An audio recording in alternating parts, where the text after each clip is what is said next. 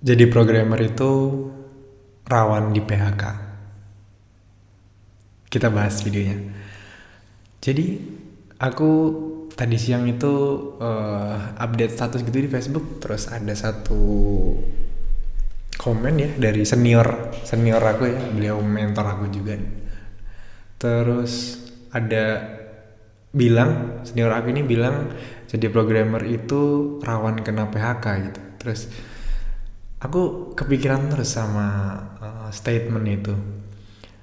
Setelah aku pikir-pikir lagi, ternyata bener juga loh, jadi programmer itu rawan kena PHK gitu. Jadi aku punya temen yang dia itu kerja di sebuah perusahaan telekomunikasi gitu ya, Indosat kalau nggak salah.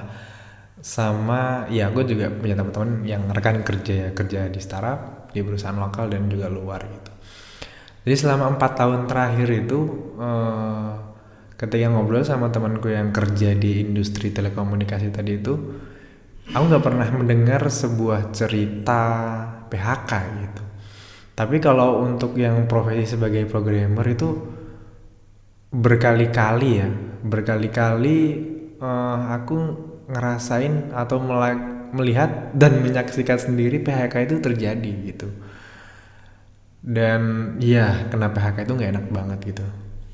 Terus habis itu aku juga mikir, kalau misalnya jadi programmer itu rawan kena PHK, timbul dua pertanyaan. Kenapa harus tetap jadi programmer?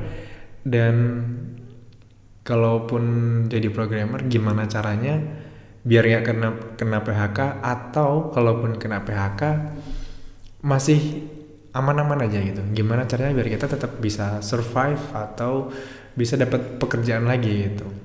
Nah, hari ini aku mau share beberapa hal yang mudah-mudahan bermanfaat lah buat teman-teman gitu. Mungkin untuk pertanyaan yang pertama, kenapa tetap menjadi programmer kalau kenyataannya ya profesi kita ini rawan kena PHK gitu. Jawaban yang pertama mungkin karena passion ya.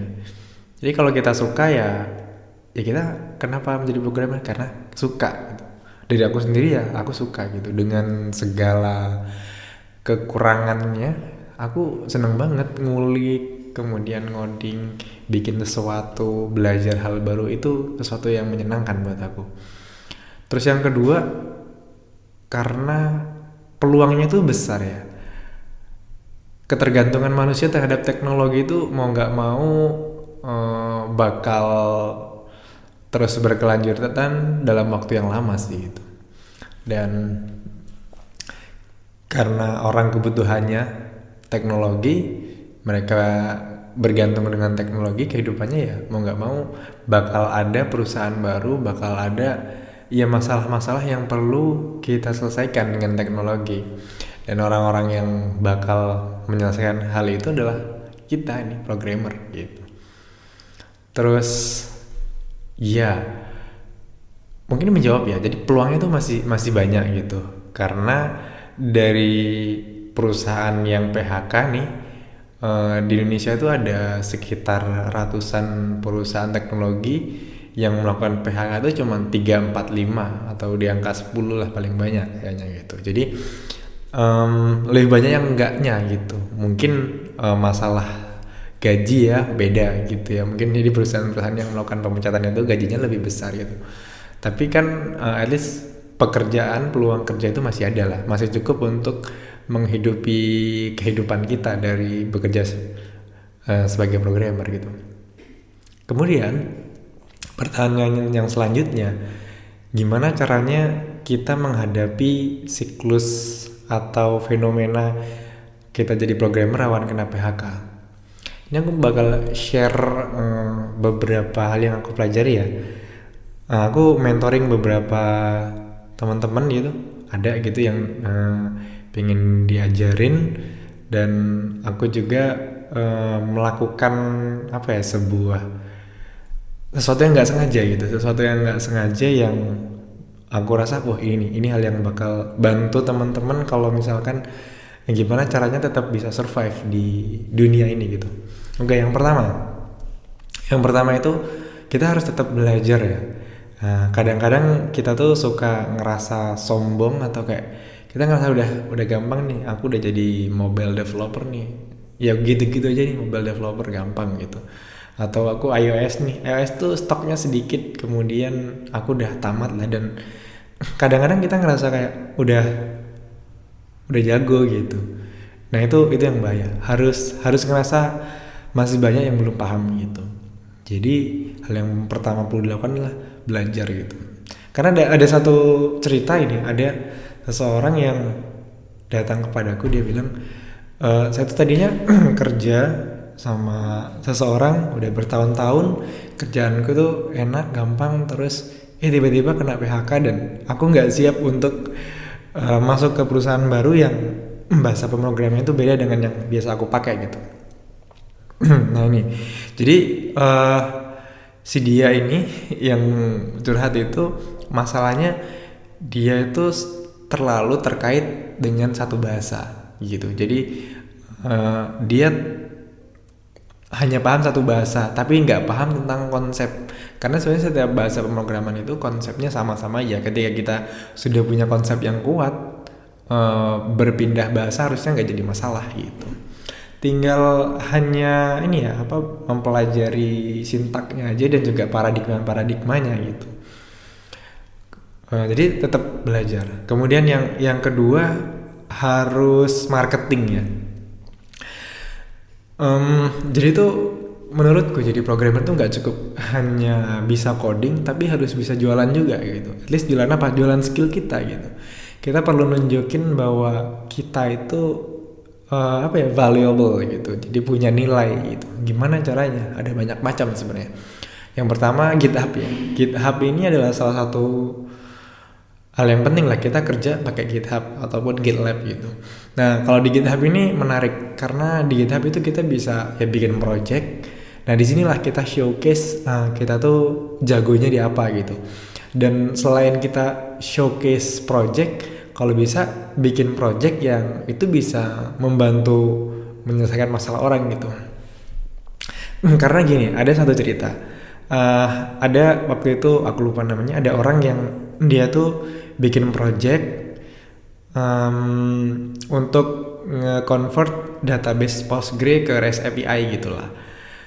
Nah, project dia itu cukup rame, kemudian dia mau bikin jadi perusahaan. Terus ada kayak customer dia, maksudnya yang pakai project dia versi gratis itu sangat suka. Terus udah aku tak investasi ke kamu aja gitu. Nah itu kan nggak kebayang kan, jadi bisa jadi dari project open source bakal jadi sebuah bisnis, dan yang bakal jadi investornya tuh orang yang pakai project kita juga gitu. Dan itu kayak sangat jodoh banget sih kalau bisa kayak gitu. Nah makanya setelah belajar bikin project, habis itu double job. Nah ini untuk setiap orang beda-beda, cuman ini bisa dilakukan. Jadi teman-teman yang di kantor itu udah ada pekerjaan, kalau bisa double job ini salah satu pilihan ya. Meskipun aku nggak merekomendasikan karena bakal capek banget, tapi kalau pengen mencari keamanan itu salah satu hal yang bisa dicoba gitu. Jadi di luar kerjaan kantor tetap ada kerjaan lagi tempat lain yang freelance ya gitu. Yang kerjaan malam misalkan mungkin kerjaan 5 jam sehari atau 4 jam, itu banyak sih gitu. Cari-cari di job board kayak Upwork, kemudian bisa di komunitas kalau misalnya ada lowongan part time kayak gitu. Terus yang ketiga mungkin menjadi penulis ya. Kayak kalau aku sekarang itu penulis kan. Aku dari dulu tuh suka banget nulis blog, dan ternyata dari tulisan gue tuh ada perusahaan yang emang dia marketing produknya dari blog, topiknya programming, dan aku ngebahas sebuah topik yang emang di sana nggak ada penulis. Akhirnya aku di hire sebagai freelance jadi penulis di situ. Nah itu teman-teman perlu nulis. Kemudian mungkin yang terakhirnya bergabung di komunitas, sharing project gitu. Jadi kemarin itu mungkin 2 hari yang lalu tuh aku nge-share project ya, ada tutorialnya yang bikin aplikasi update Piala Dunia itu di Reddit gitu. Dan dari situ tuh ada orang yang menghubungi aku dan dia nawarin untuk ayo dong sharing di sini, terus join komunitas saya gitu. Nah, itu salah satu hal yang penting ya, karena networking itu yang bakal membuka peluang-peluang baru. Jadi yang pertama ya networking, terus bangun hubungan baik, dari situ biasanya nanti bakal ada peluang-peluang selanjutnya, atau diajak kerjasama, atau ya kalau misalnya abis resign atau abis di PHK pengen nyari kerja, bisa tuh ngobrol sama teman-teman di komunitas nyariin kerjaan baru gitu. Nah, ya meskipun kita rawan di PHK, tapi itu kebutuhannya tetap banyak banget gitu. Karena ada eh, satu perusahaan di Singapura yang bilang ke aku dari temen gitu, wah ini aku tuh lagi nyari banget nih programmer yang bisa Nest.js gitu.